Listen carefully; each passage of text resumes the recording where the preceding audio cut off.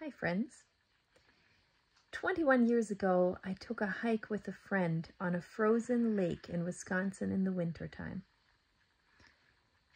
And it was one of those really, really cold days where everything under our feet was crunchy as we were walking. And the sky was really clear, the sun was shining. Of course, one could see the breath as we were walking. And it was certainly one of those days where the cold air made your skin hurt a little bit, just to set the scene. And something really special happened on that lake. It was a minor thing, but yet so big for me in a way. The lake had frozen without any snowfall, which meant that ice that's several feet deep was fairly clear. One could see pretty far down into the ice. And as the sun was shining onto that frozen lake, it started creating this prism effect. Like I saw tons and tons of little rainbows. It was as if everything was glittering in rainbow colors. And as I was looking more closely, I thought to myself, what's making those rainbows? They must be bubbles frozen in the ice. So I decided to go to the spot where I saw all those beautiful rainbows, and I actually got on my hands and knees on that frozen lake to look closely. And the reason this impacted me was because what I saw was not at all what I expected.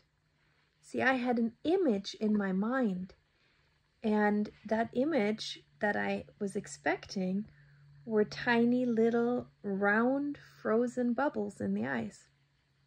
But when I looked closely, I saw little tiny hexagons. Every single little bubble in the ice was shaped like a little hexagon. And it just surprised me. And for some reason, I just marveled at it. Because even when I looked really closely, the tiniest of bubbles, as small as my eye could see, was a hexagon. You might be wondering why in the world I'm telling you this story, or why in the world it would have such an impact on me. But it did. Because I realized in that moment that we miss so much by thinking we've already seen what we have never even looked at. And it's my belief that the spiritual world, the unseen, and the physical world, that which comes out of the unseen and meets the eye, meets our physical senses, are not separate. They're one and the same. And if we want to meet the spiritual world, we actually have to go through the physical world, through actually experiencing the physical world with our senses, going as deep as we can until we move right past that veil into the invisible world. But how can we do that if we think we've seen it all already? So look closely, my friends.